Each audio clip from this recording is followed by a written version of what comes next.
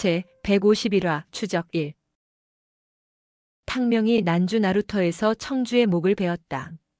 화산파가 자신을 잡으려 했기 때문이다. 매화검수와의 첫 대결이었다. 생각보다 청주의 검은 강했지만 탕명의 적수는 아니었다. 청주보다 한참 고수인 청명은 더 강할 것이다. 이제 화산파와도 전쟁이 시작된 것이다. 그런데 청주가 죽기 전 한 얘기가 황당했다. 왕사룡이 화산파를 사주해 자신을 잡아달라 했다는 것이다. 왕사룡이 왜 화산파의 힘을 빌리려 했을까? 전생에서도 치밀하고 교활했던 왕사룡이다.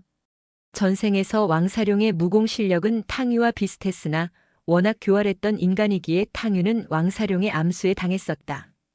이번 생에서는 절대 당할 순 없다. 몸을 사리는 왕사룡의 성격을 비춰보니 어느 정도 추측할 수 있었다. 그렇군. 왕사룡은 내가 이미 전생의 무공을 회복했으리라 생각한 것이다. 어느 정도 아귀가 맞춰졌다. 교활한 놈! 왕사룡이 두렵지는 않지만 일이 복잡하게 됐다.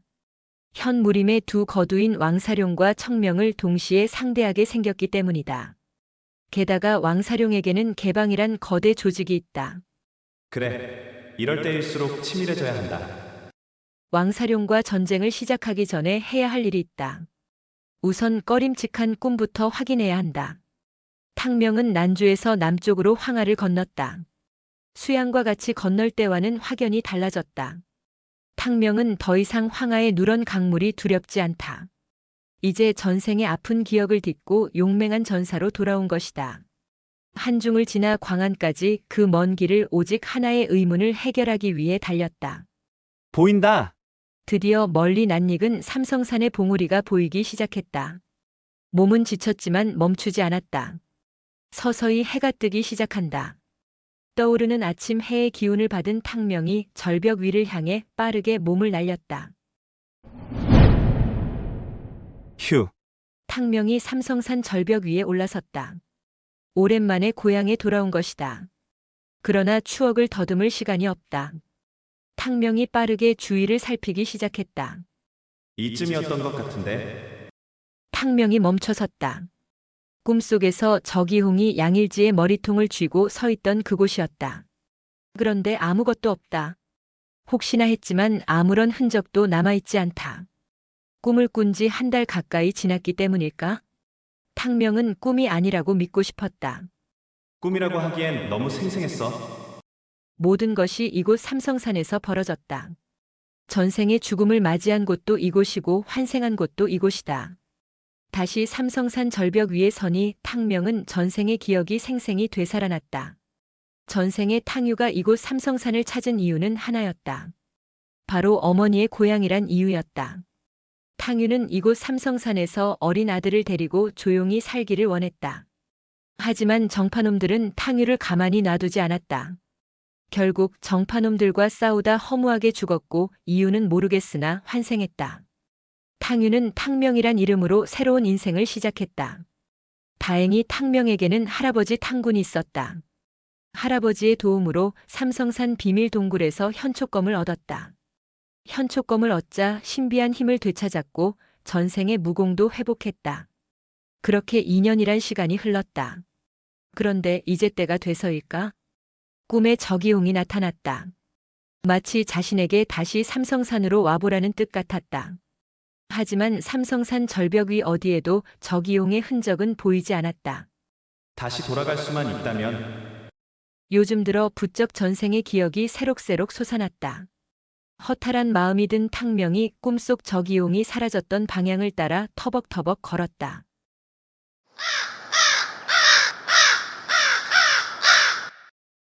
어라? 한참이나 걷던 탕명의 눈에 뭔가가 보였다. 숲속에 사람이 쓰러져 있었다. 다가가 확인하던 탕명의 눈이 휘둥그레졌다. 이게 뭐지? 남자로 보이는 시체 하나가 아무렇게나 널브러져 있었다. 그런데 사내의 상체가 발가벗겨진 상태였다. 헉, 이럴 수가. 산속의 시체는 그리 놀랄만한 일은 아니다. 그런데 시체 옆에 피로 얼룩진 장포 하나가 놓여 있었다. 무당파. 바로 무당파의 장포였다. 혹시 이 장포가 꿈속에서 보았던 양일지의 장포가 아닐까? 탕명은 놀랍기도 하고 기쁘기도 했다. 그럼 꿈이 아니었던 건가? 정말 저기홍이 환생이라도 했단 말인가? 탕명의 머릿속이 엉켜버렸다. 환생했다기에는 저기홍과 양일지의 모습이 이상했기 때문이다. 자신과 왕사룡이 환생했으니 두 사람도 못할 것은 없다. 하지만 자신과 왕사룡은 다른 사람의 몸을 빌려 환생했다. 그런데 저기홍은 늙기는 했으나 분명 전생의 모습 그대로였다. 찾아야 한다. 탕명은 저기홍과 양일지를 찾는 게 급선무라 생각했다. 어디로 갔을까? 어쩌면 양일지 그놈이 사람을 죽이고 옷을 뺏어 입었을 수도 있다. 꿈속에 저기홍이 사라졌던 방향으로 탕명이 달리기 시작했다.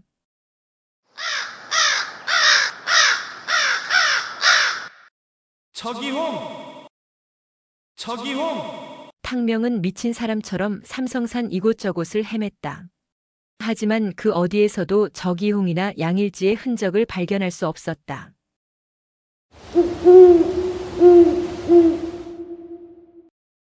허기가 느껴진다. 배고픔은 인간의 한계이다. 무공이 아무리 강해져도 소용이 없다. 그렇지. 두 사람도 배고픔을 느꼈을 것이다. 그럼 어디로 갔을까? 분명 마을로 갔을 것이다.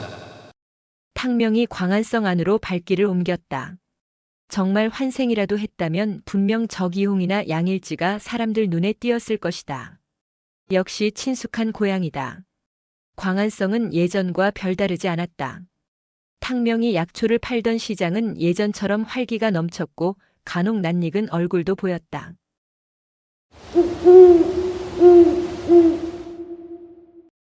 객잔에 들어선 탕명이 고기 한 접시와 술 한 병을 시켰다. 배도 고프지만 머리도 복잡했다.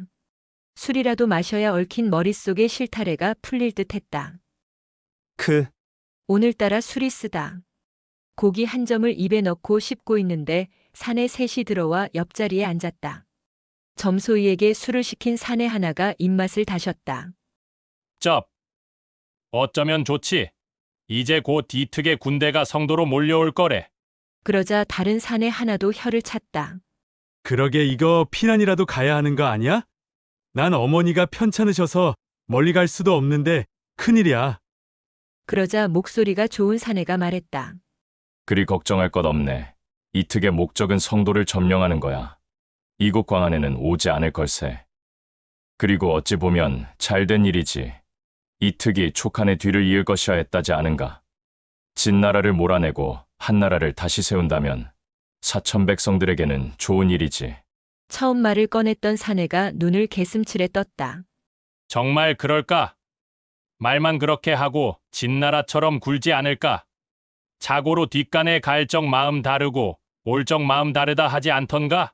목소리 좋은 사내가 다시 나섰다. 그럴 리는 없을 걸세. 이특의 군대에는 조영 장군이 있지 않은가? 들려오는 소문에는 제갈충어른도 조영 장군과 함께 있다더군. 그리고 촉한의 후예들도 대거 조영 장군 휘하로 모여들기 시작했다지 않나. 그제야 나머지 사내 둘의 표정이 밝아졌다. 그렇지. 조영 장군이라면 믿어볼 만하지. 그러게 촉한의 후예들이 힘을 합친다면 대사를 이룰 만하지. 조영 장군이 어서 진절이 나는 진나라 놈들을 싹 쓸어버리면 좋겠구먼. 전쟁의 소용돌이가 성도를 향해 들이닥치고 있으니 사람들의 마음이 불안한 건 당연했다. 탕명이 한중에서 조영과 헤어진 게 2달 전이다. 하긴 지금쯤 성도로 진격할 때가 되긴 하였다. 탕명의 귀에 다시 사내들의 얘기가 들려왔다. 그나저나 그 외팔이 미친놈이 사라졌다던데 어찌 된 일인지 아는가? 그렇게 난장을 피워대더니 어찌 안 보이는 것이지? 목소리 좋은 사내가 젓가락을 놓으며 말했다. 내가 보았네. 두 사내의 시선이 목소리 좋은 사내에게 집중됐다. 뭘 보았다는 것인가? 이틀 전에 광안성 동쪽 문을 나서는데 글쎄 한 무리의 사내들이 그 미친놈을 잡아가지 않겠는가? 사내 둘의 눈이 휘둥그레졌다. 뭐라? 대체 누가 그 미친놈을 잡아갔다는 것이야? 말을 꺼낸 사내가 고개를 살짝 저었다. 밤이 어두워 확실히는 못 봤네. 얼핏 보니 10여 명의 사내가 미친놈을 술에 감옥에 태워 동쪽으로 가더군. 개방 어쩌고 하는 소리를 듣긴 했지. 개방이 뭐야? 전국의 새를 과시하는 개방이지만 이곳 사천만은 개방 거지들을 찾아보기 힘들었다. 한적하고 평화로운 광안의 일반 백성이 개방을 알 턱이 없다. 하지만 탕명에게는 청천벽력 같은 소리였다. 개방이란 말에 탕명이 들고 있던 술잔을 탁 하고 내려놓았다. 뭐 개방이라고? 개방이 또 광안에 나타났단 말인가? 거지놈들은 이미 수개월 전에 광안을 다녀갔었다. 왕사룡의 친위대 2명이 이곳에서 당무적과 죽이 맞아 자신의 흔적을 찾아봤지 않은가? 그런데 왕사룡이 또 거지들을 이곳에 보냈단 말인가? 탕명이 놀라워하고 있는데 사내들의 얘기가 이어졌다. 그 미친놈 손에 해코지당한 사람이 한둘이 아니야. 그런 나쁜 놈은 당장에 목을 벨 것이지. 왜 산채로 데려가지? 관군들인가? 목소리 좋은 사내가 고개를 설레설레 저었다. 에이, 그럴 리가 있겠는가. 관군이란 관군들은 모두 성도로 떠난 지 오래됐어. 이 특군대 막느라 정신이 없는데 관군이 그런 미친놈을 잡아갈 정신이 어디 있겠는가? 사내 둘이 고개를 끄덕였다. 하긴 그렇지. 그럼 그 미친놈을 데려간 자들은 대체 누구지? 두 사람이 목소리 좋은 사내를 바라보았다. 목소리 좋은 사내가 늘 뭐든 그럴듯한 해답을 내놓았기 때문이다. 누군지는 알 수 없으나 그 미친놈을 산채로 데려가려는 건 분명해 보였어. 아마도 누군가에게 미친놈을 데려가려는 것이겠지. 미친놈을 데려다 뭐 하려고? 모든 이유가 있으니 살려서 데려갔겠지. 아니면 뭐하러 그런 수고를 드리겠는가? 자, 어쨌든 골칫거리도 사라졌으니 우린 술이나 마시세. 그렇긴 하지. 탕명은 더욱 이상하다는 생각이 들었다. 혹여 그 미친 자가 양일지가 아닐까? 분명 미친 자가 외팔이라 했다. 외팔이 미친놈을 개방 거지들이 데려갔다. 뭔가 아귀가 맞아 돌아간다는 느낌이 들었다. 사내들의 화제는 또 바뀌었다. 자자, 한잔하세. 여기서 몇 잔 먹다 생일잔치에 가야지. 당용의 생일잔치 말인가? 그래, 오늘이 바로 당용의 생일잔치가 있는 날이야. 밤새워 후하게 생일잔치를 연다더군. 우리 이차는 그리 가서 하세. 하하, 오랜만에 포식하게 생겼네. 근데 그 짠돌이 당용애가 뭔 일이래? 생일잔치에 마을 사람들을 다 초대하고. 목소리 좋은 사내가 또 상황을 정리했다. 낙양에 갔던 아들 당무적이 엄청난 돈을 벌어왔다더군. 이참에 인심 한번 크게 쓰며 아들 자랑하려는 거지. 나도 그런 아들 하나 있었으면 좋겠네. 이건 또 뭔 소리인가? 당무적? 당무적이 광안에 있단다. 탕명의 주먹이 저절로 불끈 쥐어졌다. 무적이 이 자식이 또 개방 거지들과 붙어먹은 건가? 한번 살려줬던 무적이다. 또다시 배신하고 왕사룡에 협조했다면 절대로 용서할 수 없다. 탕명의 마음이 급해졌다. 고민할 필요가 없다. 당무적을 직접 찾아가 물어보면 확실한 내용을 들을 수 있을 것이다. 다음 화에서 계속 이어집니다. 제 152화 추적 2. 광안에서는 낙성방 방주 당용애의 집이 가장 크다. 생일잔치 준비가 한창인 당용애의 집에 탕명이 나타났다. 어릴 적 당용애의 집을 보면서 무적을 부러워했던 탕명이다. 그런 당용애의 집에 처음 온 것이다. 낙양 최고 부자 석숭의 집을 보고 와서인가. 어릴 적 그리 거대해 보였던 곳이었다. 하지만 막상 들어와 보니 그저 그런 시골 부잣집이었다. 탕명의 눈에 낯익은 놈 하나가 보였다. 바로 무적의 꼬복 노릇을 하며 탕명을 괴롭혔던 적두놈이었다. 적두는 마치 자신의 아버지 생일잔치 준비라도 하는 듯 신이나 이리저리 움직이고 있었다. 탕명이 다가가니 적두가 바로 탕명을 알아보았다. 가슴에 한가득 들었던 짐을 내려놓은 적두가 비릿하게 웃었다. 이게 누구야? 탕명, 내 놈이 여긴 웬일이지? 적두는 마치 잃어버렸던 장난감이라도 찾은 듯 기뻐했다. 그런 적두를 바라보는 탕명의 표정이 싸늘했다.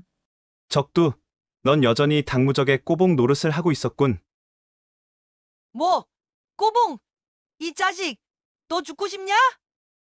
적두는 예전에도 탕명의 상대는 안 되었다. 무적의 뒷배를 믿고 탕명을 괴롭혔으나 탕명이 눈을 부릅뜨면 살며시 꼬리를 내리곤 했다. 그런데 오늘은 무적의 집이고 당용의 생일 잔치날이라 그런지 탕명과 맞짱이라도 뜨겠다는 기세였다. 2년 사이에 적두가 무공이라도 배운 것인가? 탕명은 적두가 뭘 믿고 이리 까부는지 그것이 오히려 신기할 정도였다. 적두 나부랭이와 실랑이 할 시간이 없다. 탕명이 다가가 적두의 어깨를 짚었다. 이해할 수 없는 일이다. 탕명이 살짝 자신의 어깨를 짚었지만 마치 마차에라도 깔린 듯 아팠다. 적두의 얼굴이 고통으로 일그러졌다. 마치 천근의 무게를 짊어진 듯 어깨가 짓눌렸다. 탕명이 자신의 어깨에 손을 얹은 것뿐인데 온몸이 굳어버렸다. 탕명의 팔을 떨쳐버리고 싶었지만 이상하게 몸이 말을 듣지 않았다. 아파! 너 뭐 하는 짓이야? 적두의 눈알은 공포로 흔들렸다. 소리라도 질러보려 했지만 귀신에라도 홀린 듯 혓바닥도 맘대로 움직이질 않았다. 적두는 두 다리를 덜덜 떨기 시작했다. 그제야 적두는 눈앞에 나타난 탕명이 예전 당무적의 놀잇감이 아님을 인정했다. 상황 파악이 되자 적두가 사정했다. 탕명. 어깨가 부서질 것 같아. 내가 잘못했어. 무적에게는 수도 없이 흠씬 두들겨 맞았었지만 이놈 적두에게 맞은 적은 없었다. 호되게 혼쭐을 내주려던 탕명이 생각을 바꿨다. 오줌이라도 쌀 듯 설설 기는 적두를 보니 흥이 깨져버린 것이다. 내가 이놈하고 이럴 때가 아니지. 무적이부터 만나봐야 한다. 탕명이 적두의 어깨에서 손을 거두었다. 적두, 난 무적이 만나러 왔어. 무적에게 안내해. 알았어.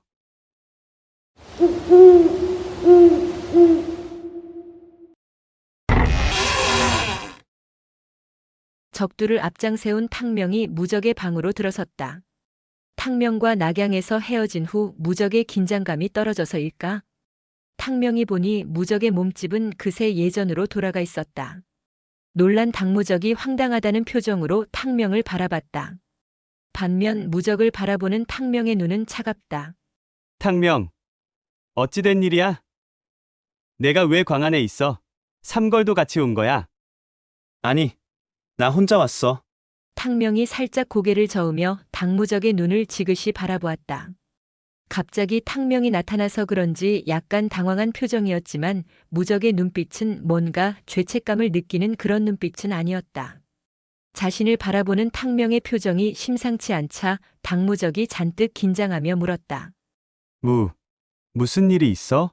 무적이 배신을 한 건 아니란 느낌을 받은 탕명이 슬쩍 둘러댔다. 할아버지 만나러 왔어. 그런데 안 계시더군. 탕명의 말에 무적의 표정이 한결 밝아졌다. 너희 할아버지? 안 그래도 내가 찾아뵈려고 갔었는데 안 계시더라. 옆집 말로는 장안에 갔다던데? 팔봉이 그 녀석이 모시고 장안에 갔대. 모르고 있었어? 왜 모르겠는가? 탕명이 살짝 고개를 끄덕였다. 그럼 길이 엇갈렸군. 팔봉이 할아버지를 모시고 갔다니 팔봉의 결혼식은 예정대로 치러진 모양이다. 무적이 다시 물었다. 그럼 그저 할아버지 만나러 온 거야? 탕명의 표정이 말하고 있다. 그저 단순히 할아버지 보러 온 표정이 아니었다. 겸사겸사 왔어. 탕명이 어정쩡하게 서 있는 적두를 보며 말했다. 적두, 넌 나가도 돼. 적두, 넌 나가도 돼. 알았어. 적두는 보았다. 무적이 탕명을 바라보는 눈빛이 예전과 달라졌음을. 마치 탕명의 수하라도 되는 듯한 자세였다. 나가라니 미적거릴 이유가 없다. 적두가 무적을 한번 쳐다보고는 바로 꽁무니를 뺐다. 적두가 나가자 탕명이 본론으로 들어갔다. 그런데 말이야. 저작거리에서 들으니 얼마 전 개방 거지들이 또 광안에 나타났다던데. 무적이 너 알고 있었어? 탕명의 눈빛이 번뜩이자 무적이 지레 겁을 집어먹었다. 탕명, 난 아니야. 난 개방거지들과 절대 엮이지 않았어. 당무적이 뭔가 알고 있는 게 분명했다.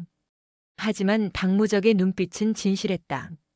탕명이 표정을 풀고 한결 부드럽게 말했다. 그래. 난 너를 믿어. 그런데 이상하군. 거지들이 왜 또 광안에 왔을까? 자신의 결백을 밝히려는 듯 무적이 입을 털기 시작했다.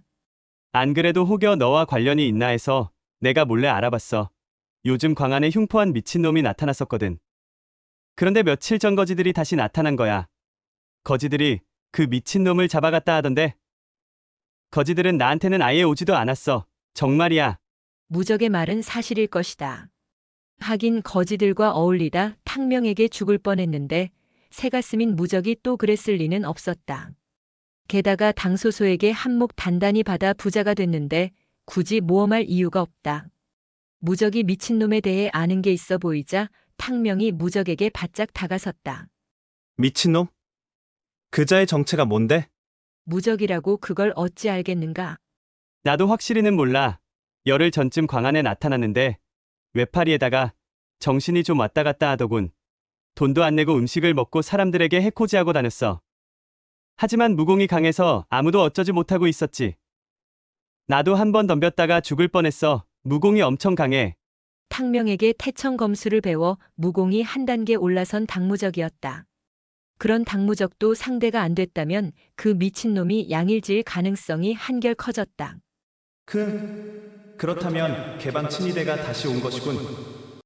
아니, 이해가 안 돼. 왕사룡은 양일지가 나타난 것을 어찌 알고 수하들을 보냈을까? 탕명이 삼성산에 오게 된 것은 오로지 꿈 때문이었다. 그렇다면 탕명은 어쩌면 왕사룡도 자신과 같은 꿈을 꾸지 않았을까 생각했다. 여러 가지 의문이 들었으나 확실한 것은 없다. 암튼 양일지인지 미친놈인지 그놈을 만나보면 의문은 풀릴 것이다. 그런데 미친놈은 그렇다 치고 저기용은 어찌 된 것일까? 무적, 혹시 무공이 엄청 강한 늙은 여인이 광안에 나타나진 않았어? 그 미친놈과 같은 시기에 왔을 텐데? 무적이 되물었다. 무공이 강한 늙은 여인이라고? 탕명의 눈이 기대에 차서 반짝거렸다. 응.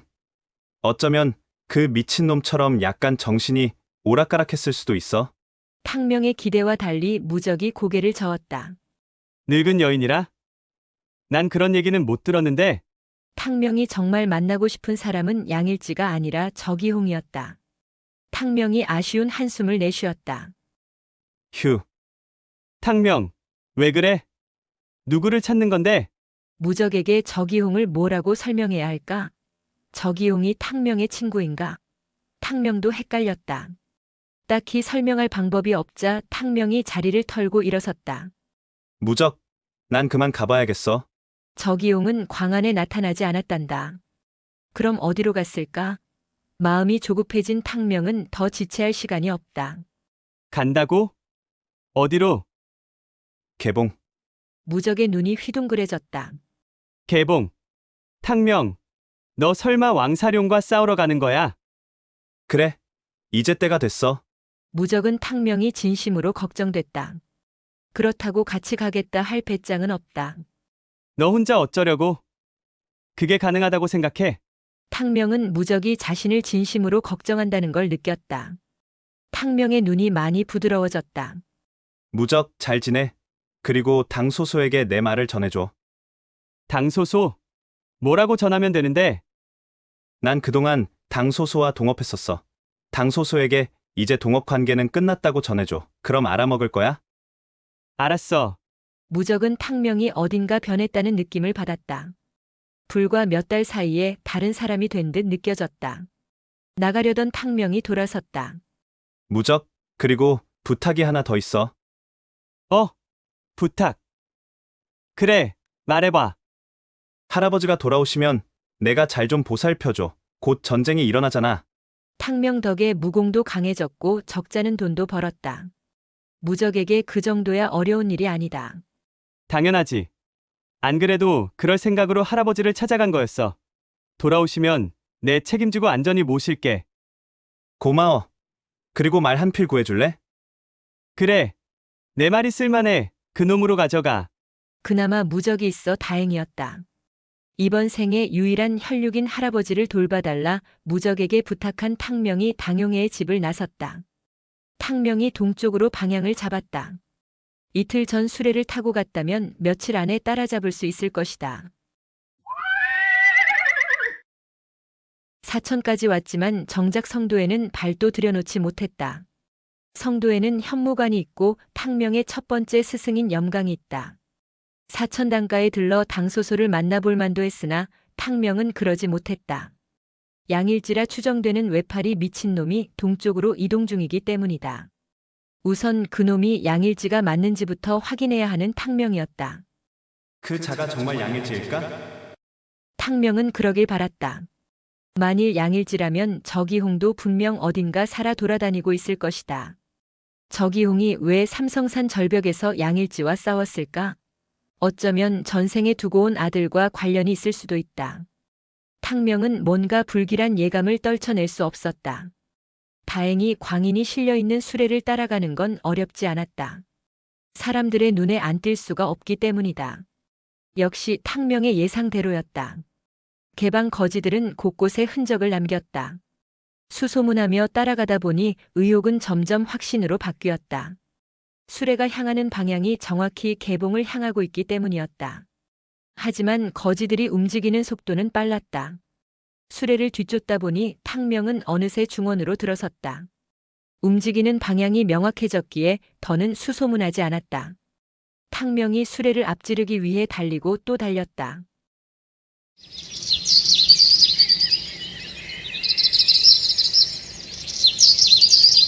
어느새 탕명이 양양에 도착했다. 탕명의 계산대로라면 이곳 양양에서 거지들의 꼬리를 잡을 수 있을 것이다. 휴, 이쯤이면 될 듯한데. 양양.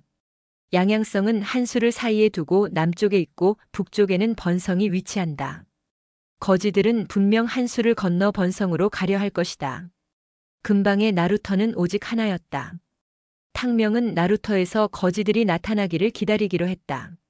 무작정 서 있을 수는 없다. 탕명이 두리번거리며 적당한 곳을 찾았다. 저기가 좋겠군. 나루터가 한눈에 내려다 보이는 정자가 하나 보였다. 탕명이 몸을 날려 정자 위에 올라섰다.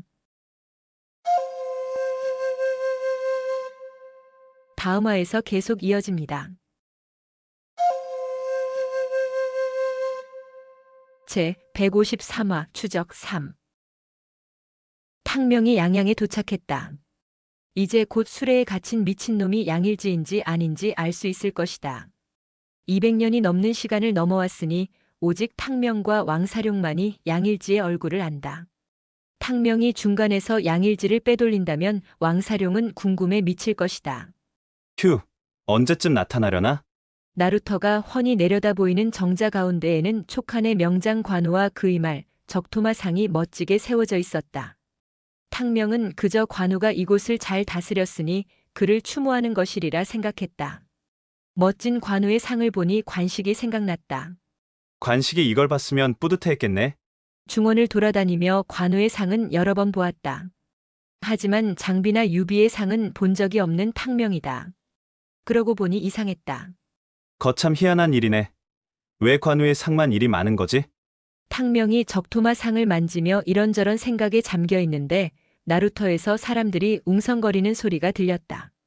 아차 싶은 생각이 든 탕명이 얼른 나루터를 바라보았다.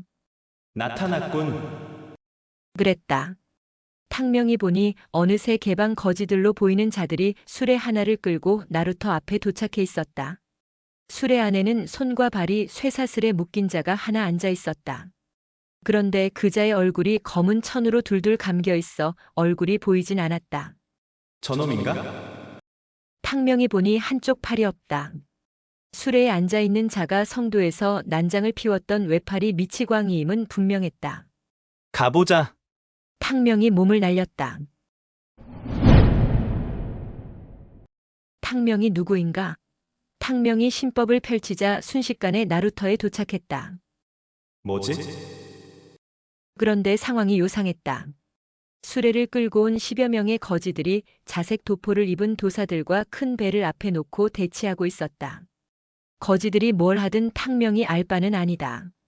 탕명은 우선 수레를 살펴보았다. 머리는 산발에다 복면까지 하고 있어 미치광이가 양일지인지 아닌지는 확인할 수 없었다. 미치광이의 손은 굵은 쇠수갑으로 바닥에 묶여 있었기에 자신의 얼굴을 덮고 있는 천을 어찌하지 못하고 있었다. 어쩐다? 당장이라도 복면을 벗겨 얼굴을 확인해 보고 싶었지만 그러려면 감옥 수레를 박살내야 한다. 얼핏 봐도 강철로 만든 감옥이다. 쉽게 부수기 어려워 보였다. 어쩔 수 없다. 탕명은 일단 진정하고 상황을 지켜보기로 했다. 거지들로 보이는 사내 중 수장인 듯한 사내 하나가 자색 도포를 입은 도사를 향해 언성을 높였다. 단지명, 감히 개방의 일을 막으려 하는 것이오. 역시 수레를 끌고 온 놈들은 개방 거지들이 분명했다. 그런데 거지가 도사의 이름을 부르는 것으로 보아 분명 서로 안면이 있는 사이임이 분명했다. 거지가 엄포를 놓았으나 단지명이라는 도사의 얼굴에는 여유가 넘쳤다. 단지명은 한눈에 봐도 자색 도포를 입은 무리의 수장임을 알 수 있었다. 훤칠한 키에 형형한 눈빛을 가진 도사이다.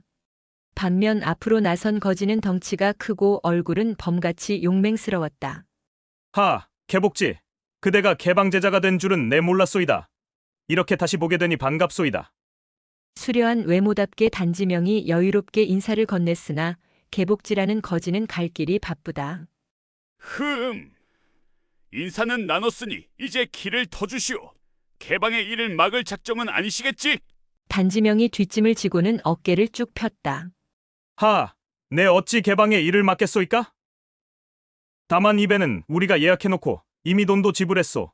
우리 배에 우리가 타겠다는데 어찌 그것이 개방의 일을 막는 것이란 말이오? 아, 배를 먼저 타려고 다투는 것이구나. 탕명이 보니 나루터에는 배가 여러 척 있었다. 다만 수레를 실을 만한 큰 배는 하나뿐인데 그 배를 놓고 서로 실랑이를 하는 것이었다. 탕명이 자색 도사들을 훑어보았다.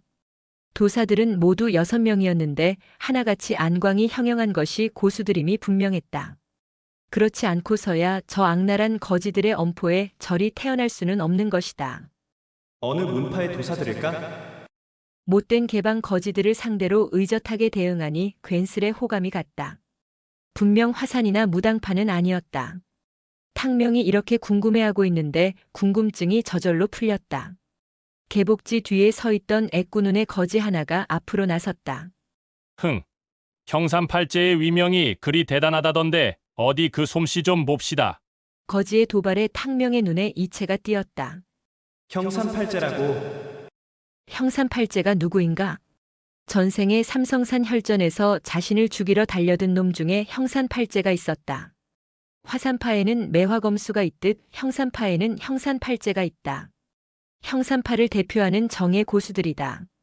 전생의 기억이 떠오른 탕명은 불끈 노기가 치솟았다. 자신의 눈앞에 철천지원수인 개방 거지들이 있다. 그리고 그 옆에는 또 다른 원수놈인 형산파 도사들이 있는 것이다. 어느새 탕명이 금강검 검자루를 불끈 쥐었다. 아니지. 탕명이 형산팔제라는 소리에 불끈 치솟았던 노기를 가라앉혔다. 이미 200년이 넘게 지났다. 저 형산파 도사들은 전생에 자신과 싸웠던 그 형산팔제와는 별 상관이 없는 것이다. 그래, 일단 개방에 집중하자. 저 미치광이의 정체를 확인하는 것이 급선무이다. 이렇게 단단히 마음을 다잡은 탕명은 상황이 어찌 돌아가는지 더 지켜보기로 했다. 애꾸는 거지가 도발하였으나 형산파 도사들의 대응은 여전히 여유로웠다. 형산팔제 중 둘째인 단일심이 형 단지명을 대신해 나섰다.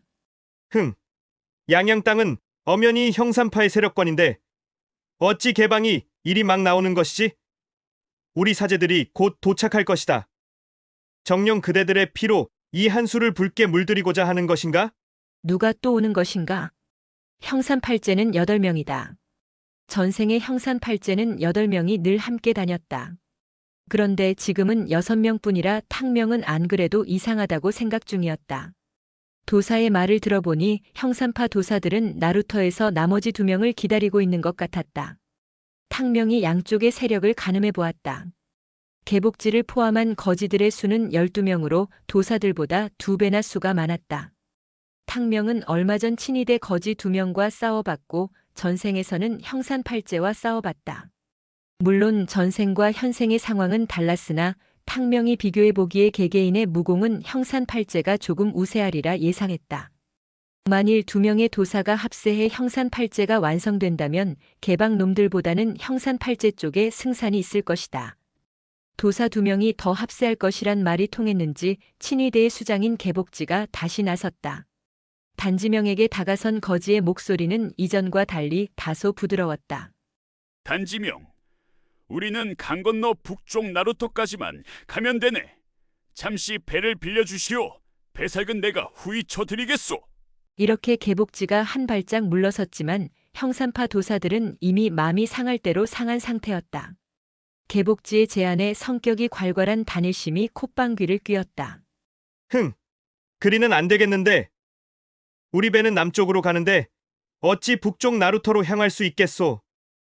이자가 자신이 한 발 물러섰는데도 도사들이 이리 나오자 개복지의 얼굴이 불그락푸르락하였다. 비록 왕사룡의 패한 후 지금은 개방 제자가 됐지만 예전에는 무림을 종행하면서 맘 가는 대로 살았던 개복지였다. 개복지하면 감히 길을 막는 자가 없었다. 개복지가 주먹을 불끈 쥐며 마지막 경고를 하였다.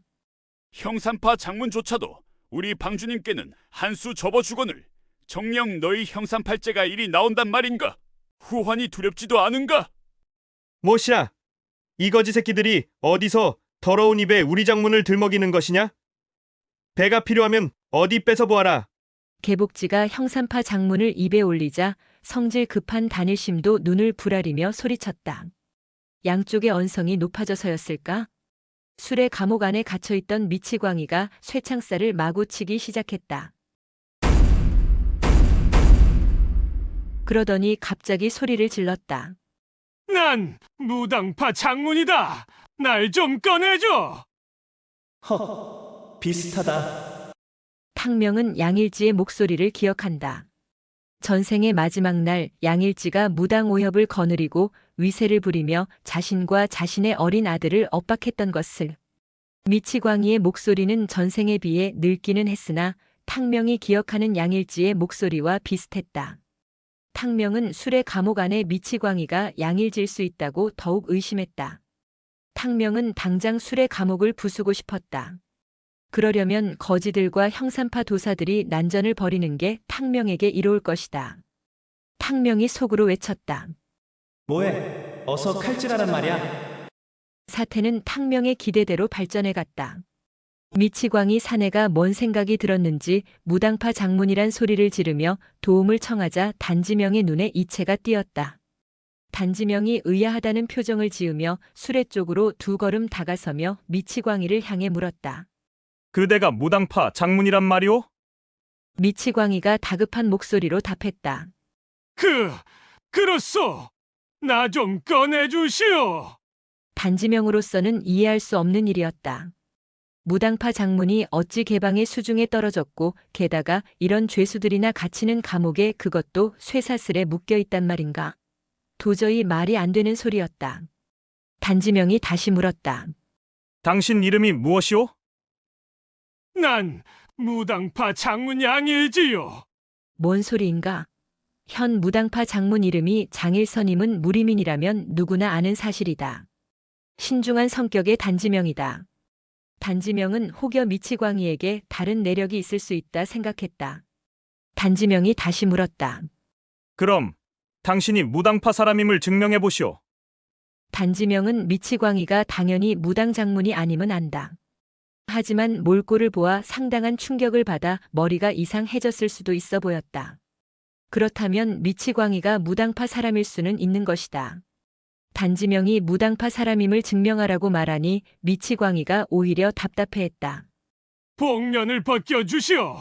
내 얼굴을 보면 분명 알아보는 사람이 있을 것이요. 맞는 말이긴 하다.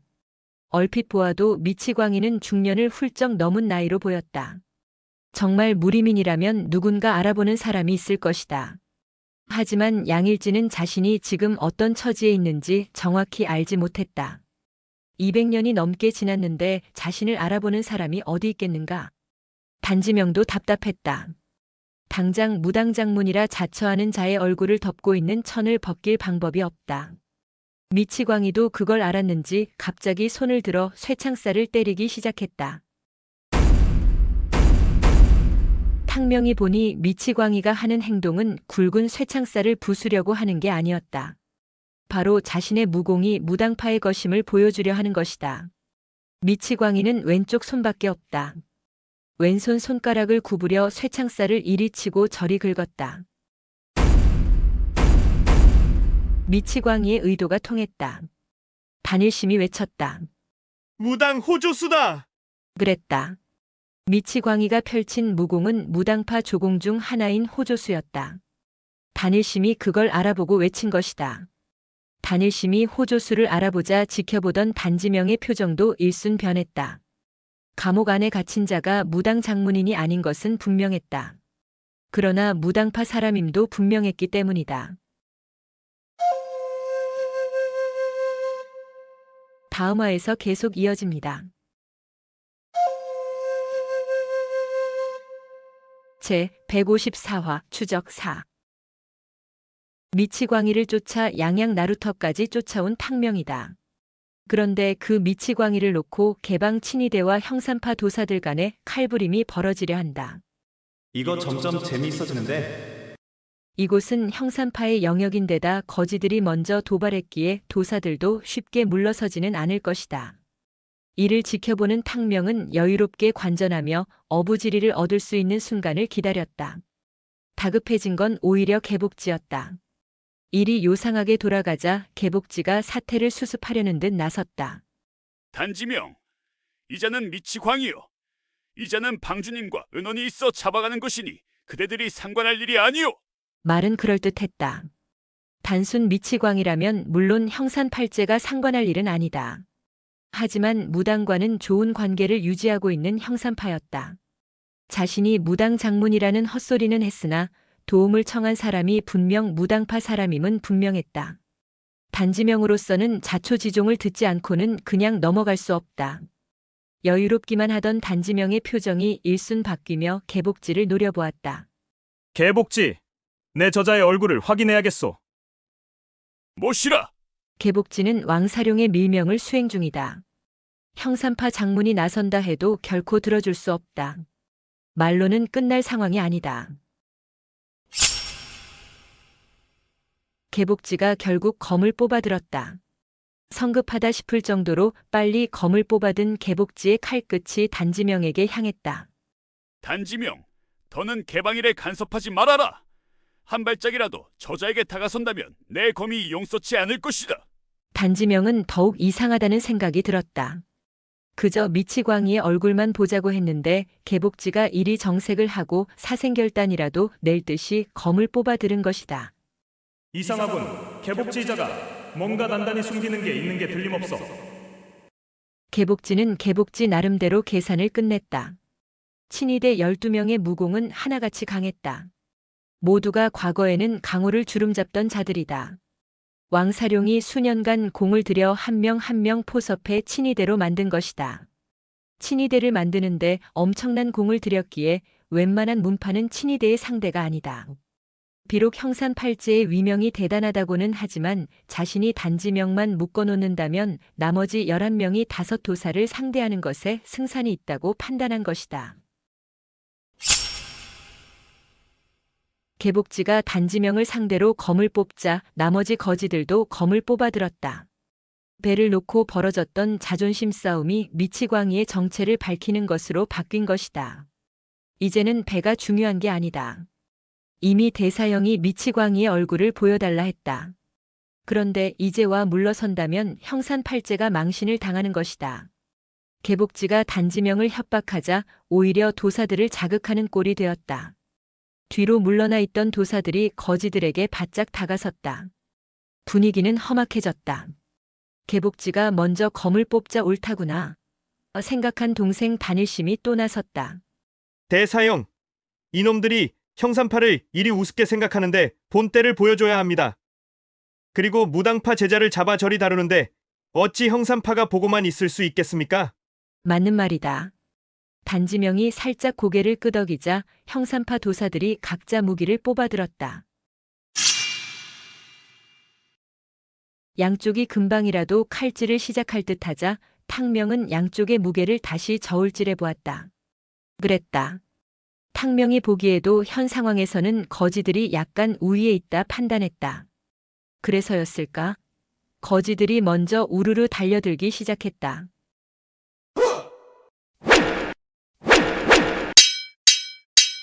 18명의 고수가 엉켜 칼부림을 시작했다.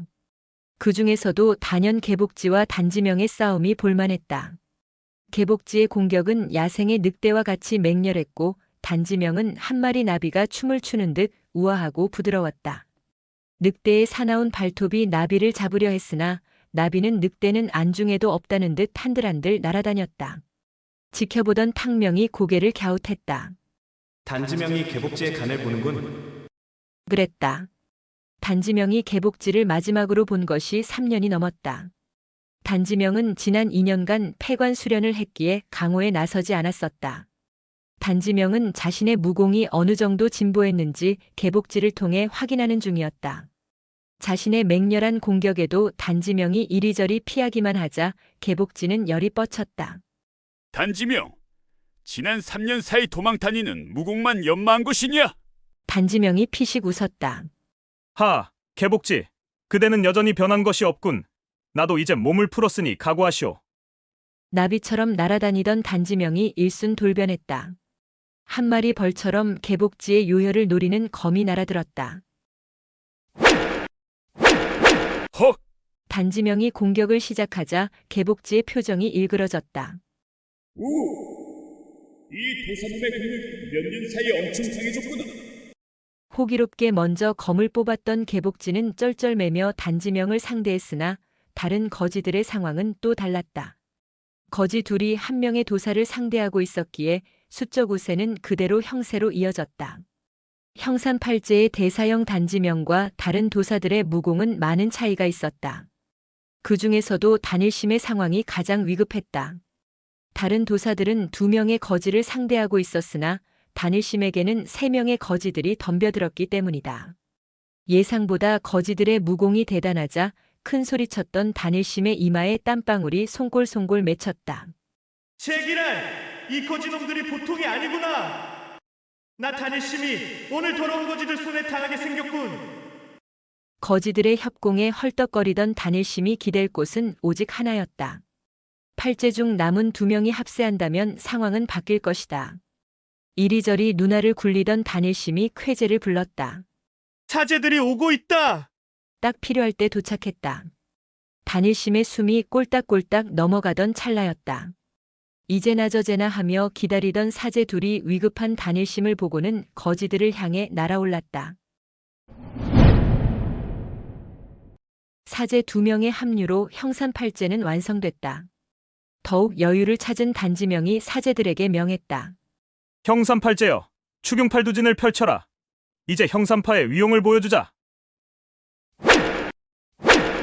일검을 휘둘러 개복지를 2걸음 물러서게 한 단지명이 뒤로 3장을 날아갔다.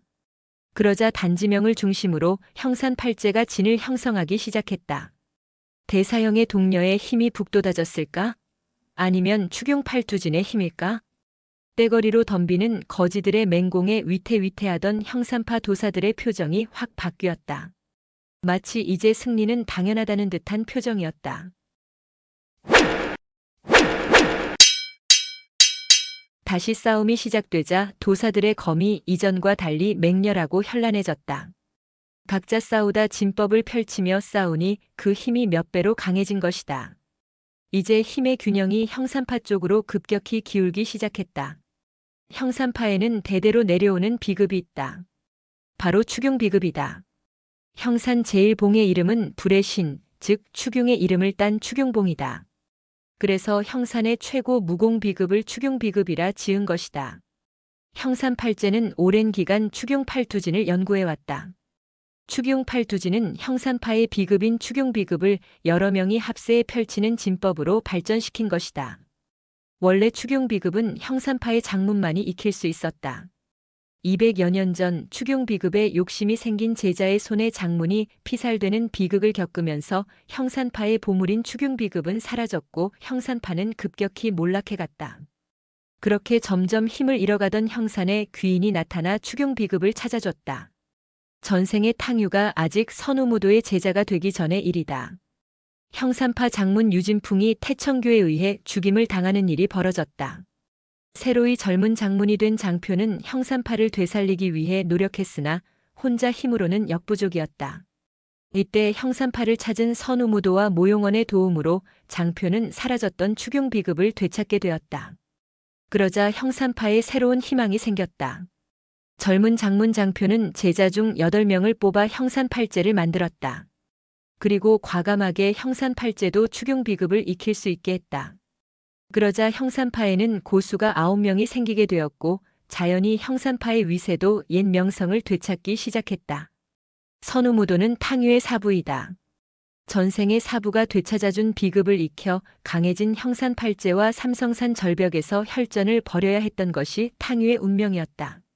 추경팔두진은 전생에서는 보지 못했던 무공이다. 수백 년의 시간이 흐르는 동안 형산파가 새로운 무공을 만들어낸 것이다. 형산파의 진법이 꽤나 훌륭하군. 탕명은 전생보다 강해진 형산팔제를 보며 고개를 끄덕였다. 6명의 형산팔제와 개방친위대 12명의 싸움은 백중지세였다. 하지만 2명의 도사가 합세해 8명의 형산팔제가 진용을 갖추자 싸움의 우위는 형산팔제 쪽으로 확연히 기울었다. 훗, 이제 거지들은 죽을 일만 남았군. 탕명이 회심의 미소를 지었다. 아니지. 생각해보니 웃을 일만은 아니다.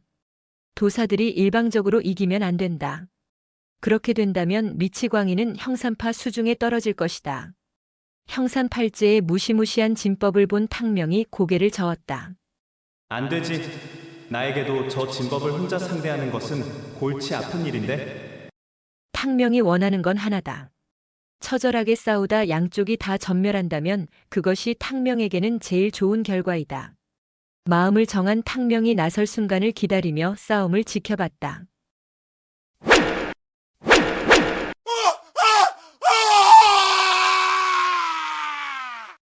거지 하나가 단지명의 원공장에 맞아 3장이나 날아가 떨어졌다. 원공장은 탕명에게도 익숙한 무공이다. 전생의 탕유가 형산팔제에게 흡수했던 무공이었다. 진법을 펼치자 한결 여유가 생긴 단지명이 더욱 진가를 발휘하기 시작했다. 단지명은 먼저 거지들의 수를 줄이기로 작심했다. 제일 무공이 약한 상대부터 하나씩 쓰러뜨리기 시작했다. 단지명의 신형이 이리저리 춤을 출 때마다 거지가 하나씩 쓰러졌고 어느새 12명이던 거지 중 서 있는 자는 9명이 되었다. 개복지는 자신이 형산파를 너무 얕잡아 본 것을 한탄했다. 이럴 수가. 개복지는 난감했다. 상황이 어려울 때는 잠시 물러서면 된다. 하지만 미치광이를 남겨두고 몸을 뺄 수도 없는 처지였다. 마치 물고기를 낚아 올리듯 단지명의 도포 자락이 춤을 출 때마다 거지도 한 명씩 붕하고 날아올라가 털퍼덕하고 쓰러졌다. 이제 두 발로 서 있는 거지는 7명뿐이다. 제기랄. 이제는 미치광이를 방죽게 데려가는 건 글러먹었다. 임무 수행은 불가능해졌고 오히려 친위대가 전멸할 위기에 놓인 것이다. 단지명, 각오해라. 우리 방주께서 반드시 형산파를 짓밟아 놓으실 것이다. 개복지가 발악했으나 이미 선을 넘은 단지명이 손을 거둘 리가 없다. 흥, 형산팔제에 추경팔두진이 있는데 형산파가 왕사룡을 두려워할 것 같으냐?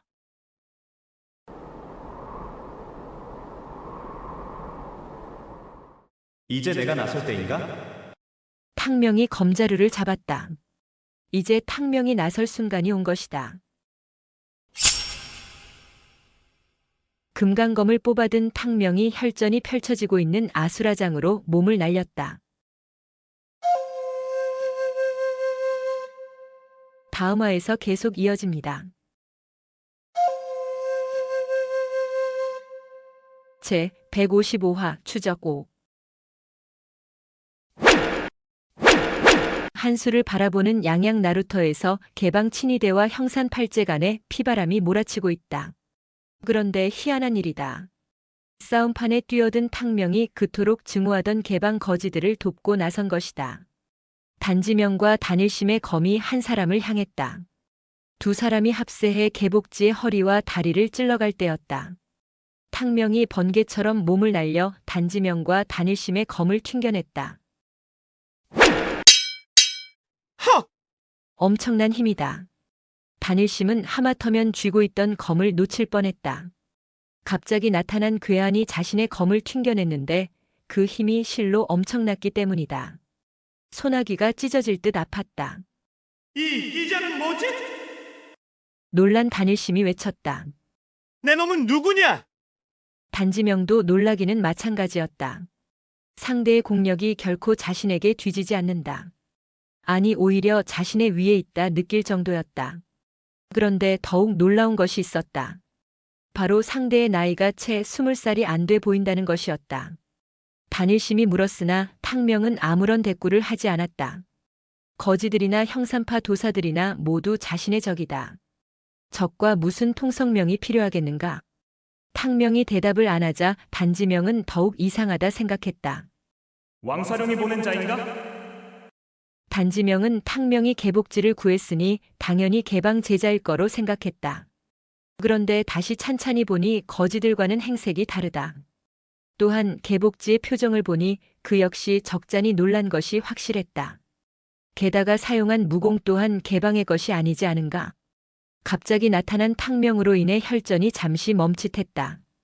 허리에 구멍이 날 뻔한 개복지로서는 탕명은 구세주나 다름없었고 형산팔제로서는 다 된 밥에 재 뿌리는 고약한 놈이 나타난 형국이었다. 상대가 고수임을 알아본 단지명이 우선 탕명의 내력을 물었다. 너는 어느 파 사람이냐? 감히 형산파의 일에 끼어들겠다는 것이냐? 잠시 놀라기는 했으나 단지명의 표정은 아직 여유가 넘쳤다. 상대가 고수이긴 하나 아직 어리고 또한 혼자인 것을 확인했기 때문이다. 탕명의 눈꼬리가 살짝 올라갔다. 단지명이 말한 감이라는 말이 귀에 거슬렸기 때문이다. 전생의 기억이 되살아났다. 삼성산 혈전에서 형산팔제는 자신의 손에 요절이 났었다. 겨우 장문인이었던 장표 한 사람만 삼성산에서 살아 돌아가지 않았던가. 탕명이 단지명을 노려보았다. 개방이나 화산에 비하면 형산파는 별거 아니지 않나? 당신이 나에게 감이라는 말을 하다니? 영 어울리지 않는 소리네. 뭐시라? 갑자기 나타나 자신을 도운 청년이 노골적으로 형산파의 적의를 보이자 오히려 개복지가 혼란스러워졌다. 자신을 도왔으나 분명 처음 보는 얼굴이다. 혹여 방주께서 나도 모르는 고수를 수하러 키운 것인가? 워낙 치밀한 왕사룡이다. 친위대를 만들었으니 또 다른 신복을 키우지 말라는 법이 없다. 개복지는 탕명을 왕사룡이 보낸 조력자라 생각했다. 그렇다면 개복지로서는 새로운 희망이 생긴 것이다. 개복지가 탕명을 보며 다급히 물었다. 소영제, 난 친위대 좌사 개복지라 하오. 방주께서 보내신 것이오. 개복지의 눈이 기대감으로 부풀었다. 개복지가 자신을 반가워하자 탕명은 어이가 없다. 단지명에게 치솟았던 눈꼬리를 내려트린 탕명의 눈이 차갑게 식었다. 훗, 왕사룡이 나를 보냈냐고? 어이없군. 순간 개복지의 표정이 일그러졌다. 원군이 왔다고 생각했는데 탕명의 대답은 기대와 전혀 달랐다. 오히려 방주에 대한 적의까지 내비치는 게 아닌가. 형산팔제를 공격했으나 이자는 개방편도 아닌 게 분명했다. 이놈! 도대체 정체가 뭐지? 거지들과 도사들 모두 어리둥절한 상황이었다. 그때였다. 개복지의 황당해하는 표정을 보던 탕명에게 좋은 생각이 떠올랐다. 입꼬리를 말아 올린 탕명의 시선이 빠르게 개복지에게서 단지명에게로 이동했다. 시선이 옮겨지기가 무섭게 탕명의 금강검이 단지명을 향해 날아들었다. 허! 모든 시선이 탕명을 향하고 있었으나 탕명이 갑자기 선공하리라고는 아무도 예상치 못했다. 탕명의 갑작스러운 공격은 수차례 연속으로 이어졌다. 깜짝 놀란 단지명이 가까스로 탕명의 검을 맞받아쳤다. 단지명이 뒷걸음치며 3장이나 물러났다. 이를 본 단일심이 외쳤다. 화산파다! 단일심의 외침에 형산팔제는 물론 개방 거지들도 눈이 휘둥그레졌다. 화산파! 그랬다. 탕명이 청주에게서 흡수한 매화 36검을 단지명에게 펼친 것이다. 단일심은 단박에 탕명이 펼친 검술이 화산파의 무공임을 알아봤다. 단일심의 무공 실력은 단지명에게는 미치지 못했으나 상대의 무공을 알아보는 눈은 형산팔제 중 최고였다. 화산파라고!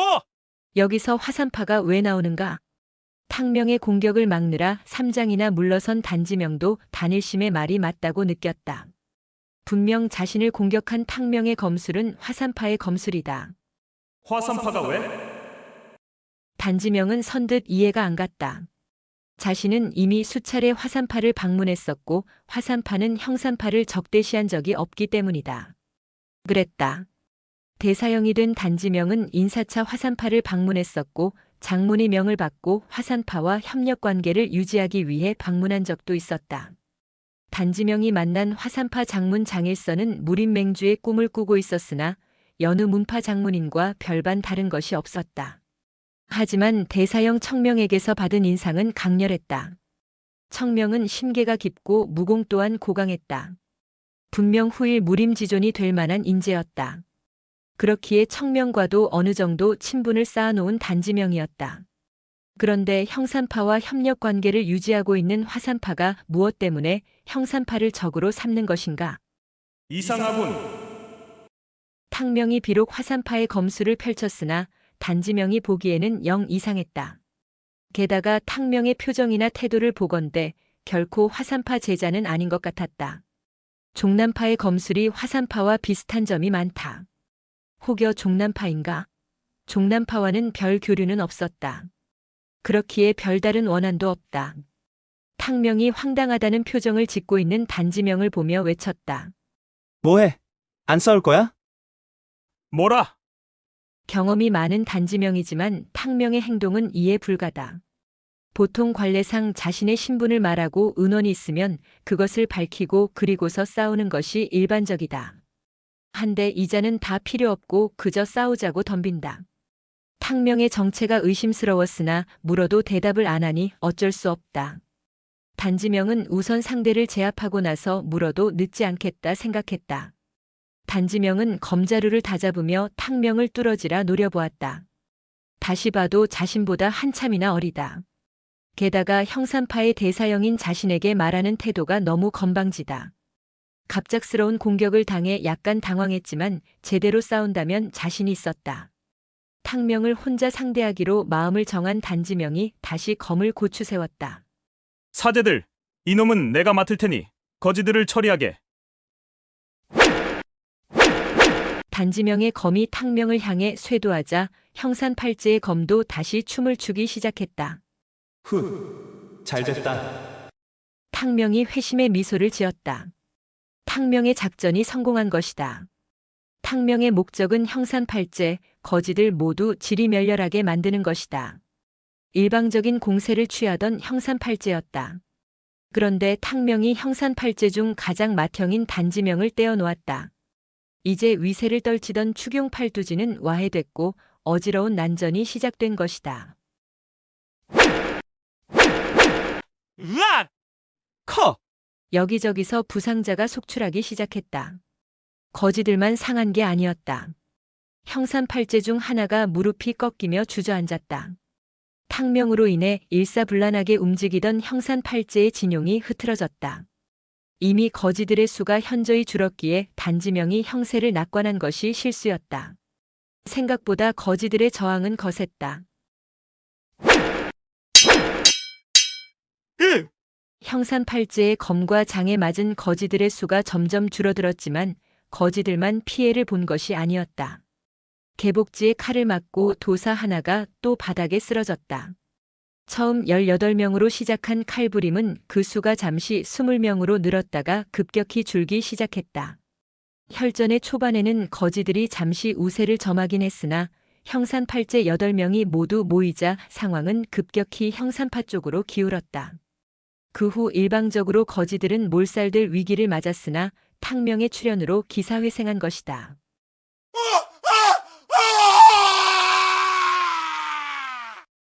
그저 강을 건너기에 필요한 배를 놓고 실랑이를 벌였던 말싸움이 처절한 칼부림으로 번졌다.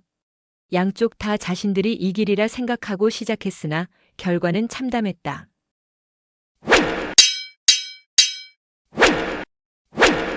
탕명을 제외하면 이제 두 발로 서 있는 자는 12명뿐이다. 거지가 6명, 형산파 도사가 6명이다. 양쪽 모두 상당한 피해를 본 것이다. 남은 거지 6명은 친위대 안에서도 무공이 강한 자들이었다. 죽음이 임박하자 거지들의 칼끝은 미친 듯이 날뛰었고 눈빛은 이미 사람의 눈빛이 아니었다. 이제 형산팔제도 승리를 장담할 수 없게 되었다. 이 모두가 탕명이 끼어들면서 생긴 변화였다. 단지명이 자신과 1대1로 싸우자며 덤비자 탕명은 회심의 미소를 지었었다. 단지명을 쓰러뜨리면 형산팔제는 저절로 와야 할 것이기 때문이다.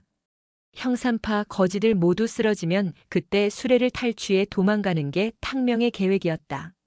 그런데 단지명의 무공이 생각보다 강했다.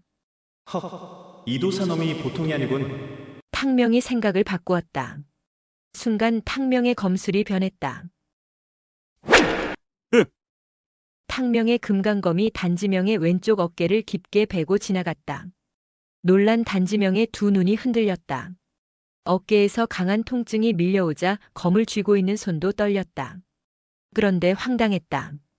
탕명이 펼친 검술은 지금까지 상대했던 검술과 전혀 다른 검술이었기 때문이다. 그랬다. 단지명의 무공이 생각보다 강하자 탕명이 작전을 바꾼 것이다. 탕명은 지금까지 매화 36검을 펼치며 단지명을 상대했다. 자신의 신분을 화산파로 위장해 형산파의 검끝이 화산파를 향하게 하려 했었다. 그런데 화산파의 검술은 흉내는 낼 수 있으나 아직 탕명의 손에 익지 않았다. 화산파의 검술로 단지명을 쓰러뜨리지 못하자 탕명이 갑자기 자신의 장기인 그림자 검술을 펼친 것이다. 이때다. 단지명이 피를 흘리며 움찔하자 탕명이 수레를 향해 몸을 날렸다. 탕명은 굳이 한 수를 건널 이유가 없다. 느려! 수레의 고삐를 쥔 탕명이 남쪽으로 방향을 잡고 달렸다. 거지들과 형산팔제로서는 전혀 예상치 못한 상황이었다. 갑작스럽게 나타난 탕명의 목적이 미치광이에게 있으리라고는 전혀 예상치 못했기 때문이다. 탕명이 수레를 끌고 달리자 놀란 개복지가 소리쳤다. 멈춰라! 개복지가 수레를 향해 달려들었으나 단일심은 개복지를 놔두지 않았다. 형산팔제가 둘이나 중상을 입었고 형인 단지명도 어깨를 찔렸다. 이제 수레 따위는 문제가 아니었다. 눈앞의 거지들을 모두 도륙 내놔야 화가 풀릴 단일심이었다. 죽어라! 이 거지 새끼들! 단지명마저 상처를 입자 형산팔제는 죽어라 거지들에게 달려들었다. 탕명으로서는 더없이 좋은 결과였다. 다음 화에서 계속 이어집니다.